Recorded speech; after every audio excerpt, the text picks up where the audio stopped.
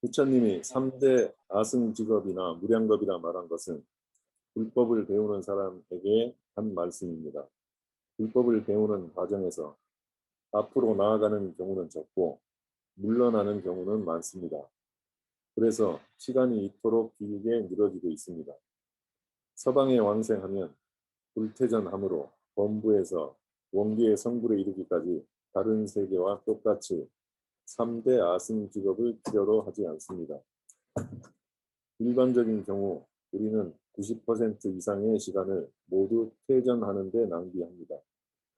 사바세계는 지견이 다른 사람을 만나게 되면 그에 의해 잘못 인도될 수도 있습니다. 그러나 서방세계는 수명이 길고 환경이 좋습니다.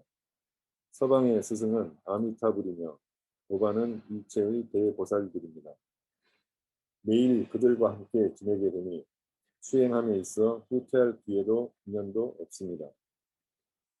불퇴전에는 3종이 있으니 첫째, 지위에서 불퇴전하는 경지입니다. 성인의 지위에 들어가면 범부로 떨어지지 않습니다. 부처님이 성불하려면 3대 아승직업이 걸린다고 한 말씀은 성인의 지위에 들어간 때부터 계산한 것입니다.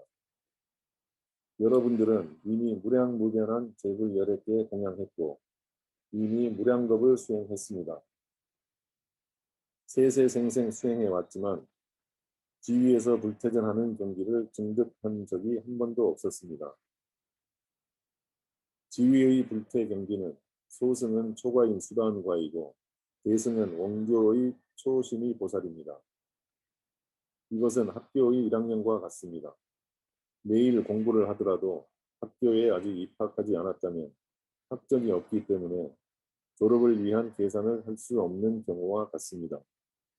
우리는 무량겁 동안 수행해 왔지만 1학년에도 아직 들어가지 않았습니다.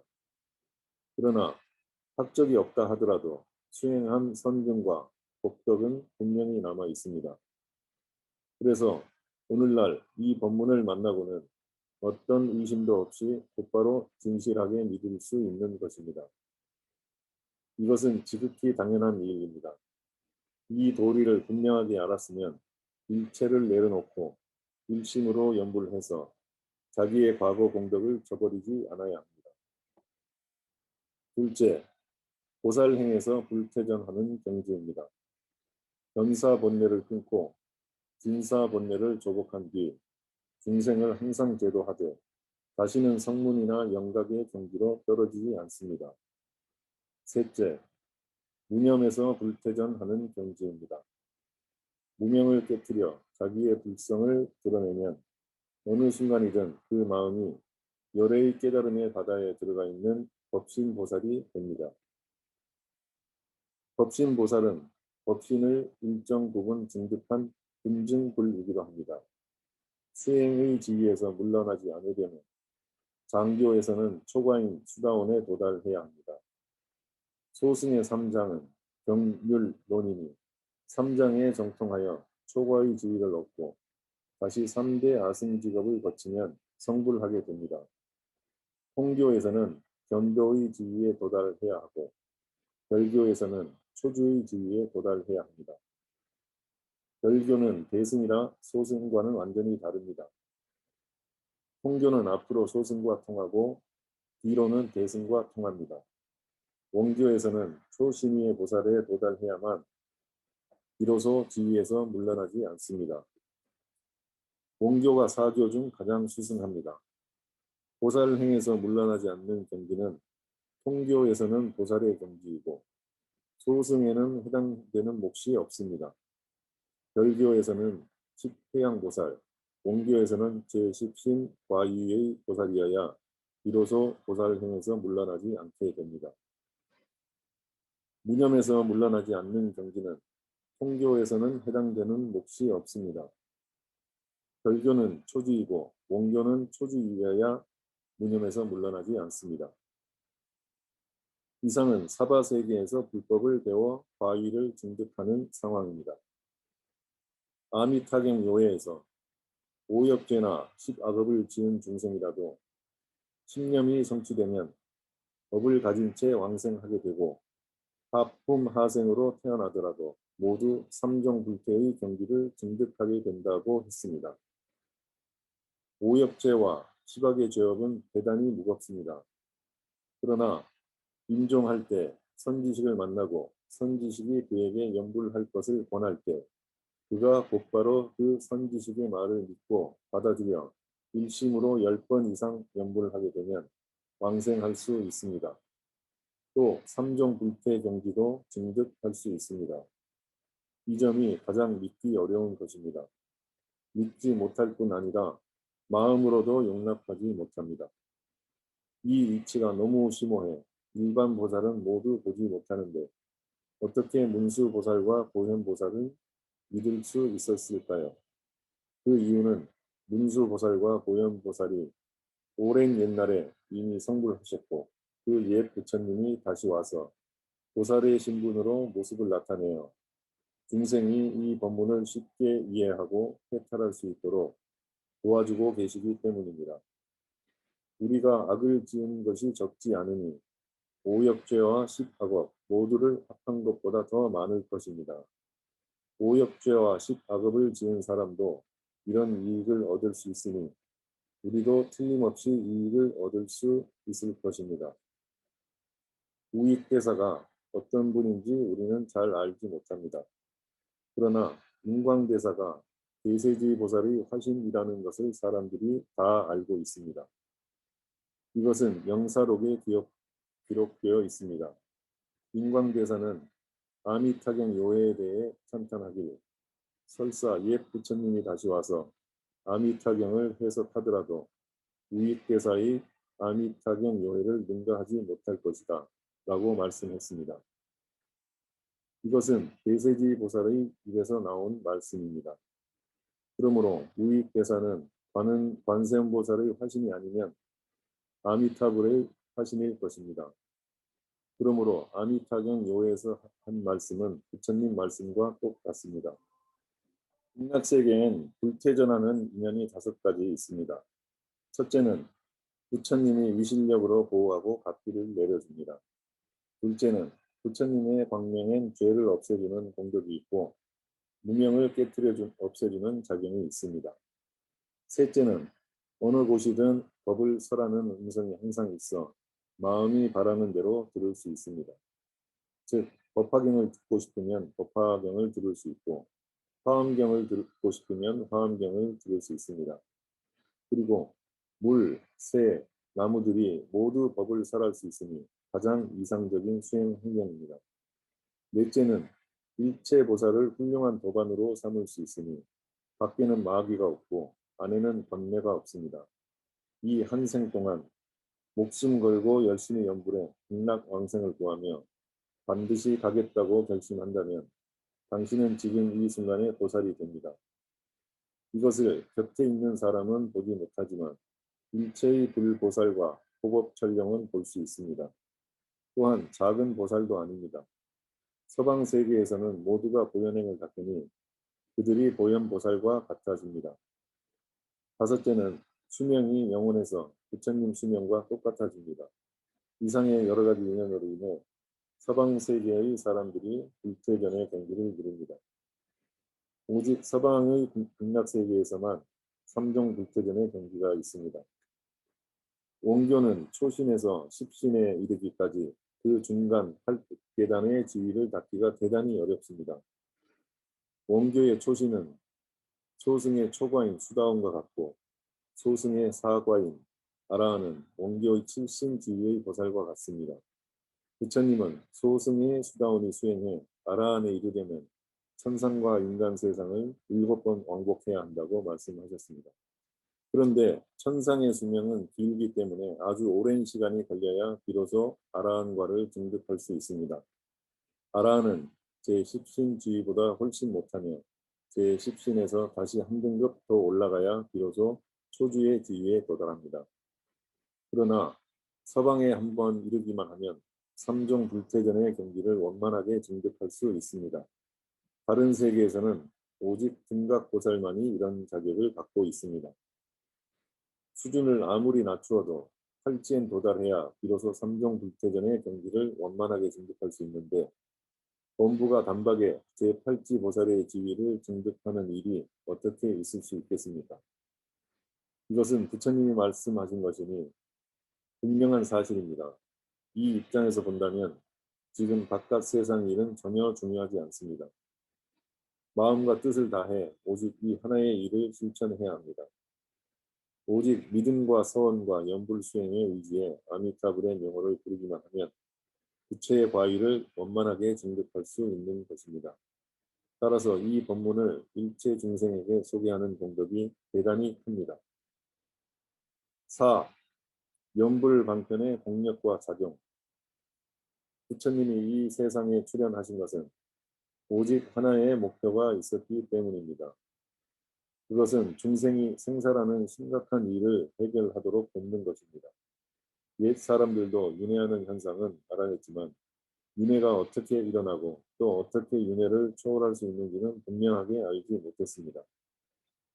제불이 이 세상에 출현하면 세 가지 이익이 생깁니다. 첫째, 정법을 말씀해 주셔서 중생이 미혹을 깨뜨리고 도리를 신속히 증득하도록 도와주십니다. 또 우주와 인생의 진실한 모습을 중생들에게 말씀해 주십니다. 이것을 법보시라고 합니다. 부처님의 참된 가르침에 따라 그 가르침을 받들고 실천하면서 점점 깨달아가면 가장 원만한 지혜를 성취할 수 있습니다. 둘째, 제불열애는 신체의 광명과 무량한 상호를 갖고 있습니다. 부처님은 우리에게 가피를 내려주사 부처님의 광명이 두루 비추고 지금까지 끊어진 적이 없게 하셨지만 우리는 무거운 업장과 번뇌 때문에 그 가피를 알아차릴 수 없었습니다. 그러나 아미타불 명호를 연불하면서 가피를 관찰하면 누구나 죄업을 소멸시킬 수 있습니다. 인생은 매우 짧아 100년을 넘기지 못하니 찰나에 지나가 버립니다. 일평생 살아가는 동안 인생은 의미가 있기도 하고 없기도 하며 가치가 있기도 하고 없기도 합니다. 우리는 국가나 사회에 얼마나 공헌을 하며 살았습니까? 대개 일반 사람은 자랑할 만한 일이 없다고 말할 것입니다. 범부의 마음은 주로 자기의 몸과 가정만 돌볼 뿐이니 이것은 너무도 좁은 생각입니다. 우리는 부처님 마음을 반드시 배워 우리 마음의 용량이 허공을 감싸고 모래소와 같이 많은 세계에 두루 미치며 온 허공과 온 법계의 일체 중생을 제도할 수 있어야 합니다.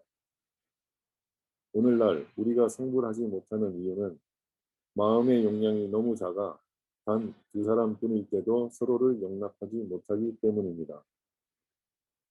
부처님은 대승경전에서 고통받고 있는 중생을 구제하고자 한다면 중생에게 아미타불의 명호를 부르고 극락세계에 왕생하길 바람토록 보내야 한다고 항상 말씀하셨습니다. 32 응신으로 중생을 구제하는 일이라면 우리가 불보살들과 교화 능력을 전혀 비교할 수 없지만 사람들에게 연불하도록 권하는 일은 우리도 쉽게 할 수 있습니다.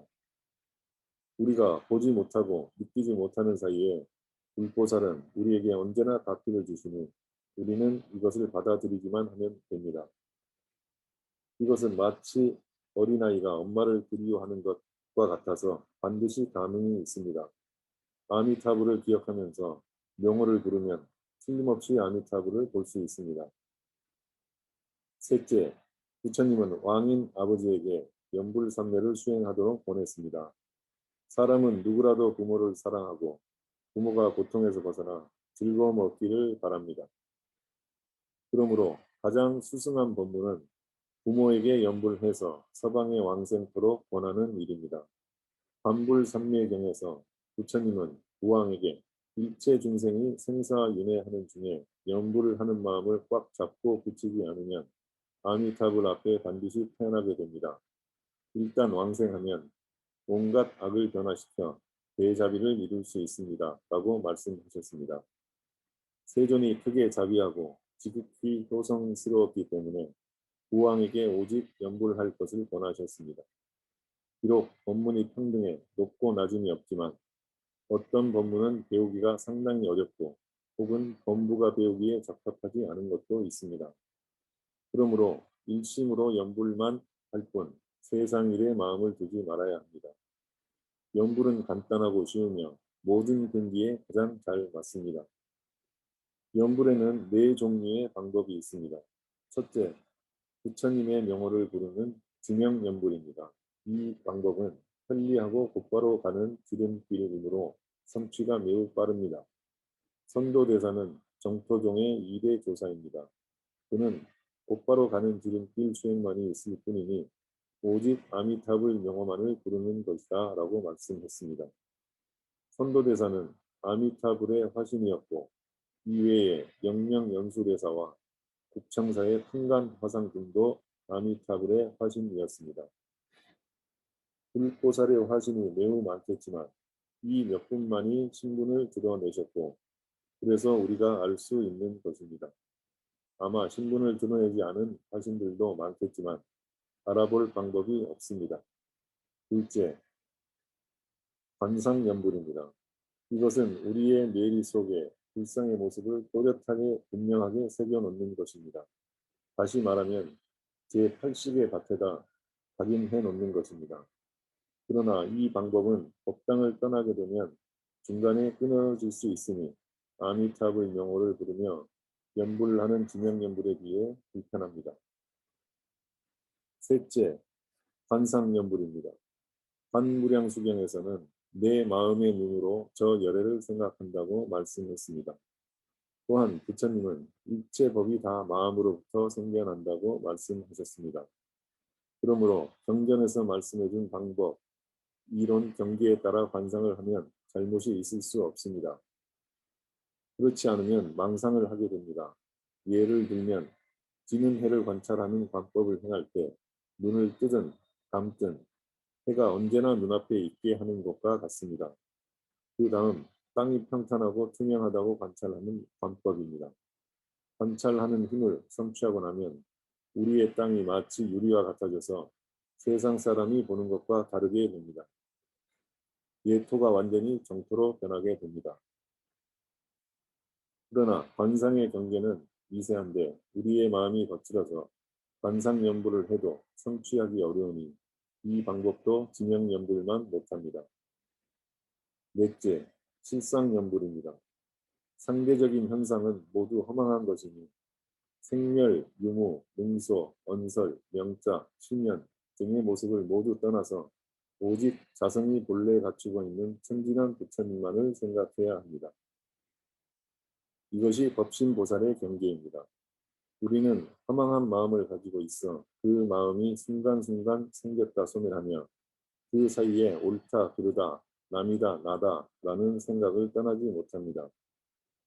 이일신불란의 경지를 아직 정득하지 못한 상태라면 아무리 실상연불을 잘 해도 모두 앞의 세 종류의 연불을 벗어나지 못합니다. 원교의 초주, 별교의 초주 이상의 보살이어야 비로소 실상연불을 할 수 있고 마음을 밝혀 자기 본래 면목을 보아 깨달을 수 있습니다. 불문의 모든 종파는 깨달음, 올바름, 청정함, 즉 불법승 이 세 개의 문에서 벗어나지 않습니다. 선종과 성종이 가는 길은 깨달음의 문입니다. 화엄종, 천태종, 법상종, 일종은 모두 올바름의 문을 통해 들어가니 모두 올바른 지견의 문에 속합니다. 정토종과 밀종은 청정함의 문을 통해 들어가 청정심을 닦습니다. 그러나 정토종과 밀종의 다른 점은 정토종은 16광경에 의지해 서방의 의보, 정보의 장엄과 부처님의 자리 이타의 무량한 공덕을 관찰하지만 밀종의 관상은 불보살의 신통한 도력을 관찰하는 것입니다. 만일 이것을 지도해 줄 훌륭한 스승이 없을 경우엔 관상의 방법이 잘못되어 삿된 경계에 빠지기 쉽습니다. 경계의 경지가 높으면 높을수록 분별하기가 쉽지 않습니다. 부처와 마귀는 단 한 생각의 차이에 있으니 범부로서는 분명하게 알기 어렵습니다. 마귀의 장난에 대해 능엄경이 가장 명료하게 설명하고 있습니다. 앞으로 법이 소멸할 시기에 이르면 능엄경이 제일 먼저 소멸됩니다. 그 이유는 능엄경이 마귀의 정체를 비춰주는 거울이기 때문입니다. 인광대사의 작은 도량에는 단 3개의 방이 있었습니다. 그중 한 방이 부처님을 모시는 곳입니다. 그 방 안에는 한 분의 부처님과 한 잔의 청수가 있을 뿐이었습니다. 불상 뒤에는 죽을 사 한 글자만 크게 써 놓았습니다. 생활이 간소하면 내려놓기가 쉽습니다. 괴로움을 스승으로 삼으면 세간에 대해 아무 미련이 없게 됩니다. 장래 어느 날 아미타불이 맞이하러 오실 때 따라가는 길도 시원시원하고 자유로우며 조금도 연연하지 않은 채로 떠날 수 있습니다. 연지대사는 실상은 바깥 경계의 형상이 아니니 바깥 경계의 생멸 유무와는 전혀 관계가 없다. 마음의 분별과 집착이 방해해 바깥 경계에서 떠나지 못하는 것일 뿐이다. 라고 말씀했습니다. 아미타경 소처에서 실상은 일체 현상의 모습을 반드시 소멸시킨 뒤의 모습이 아니니 대저 현상의 모습 그대로이면서 현상의 모습이 없어야 한다고 말씀한 것과 같은 의미입니다. 부처님은 경전에서 수많은 법상의 명사를 말씀하셨습니다. 우리는 그 의미를 분명하게 이해하면 될 뿐 집착해서도 안 되고 사유해서도 안 됩니다.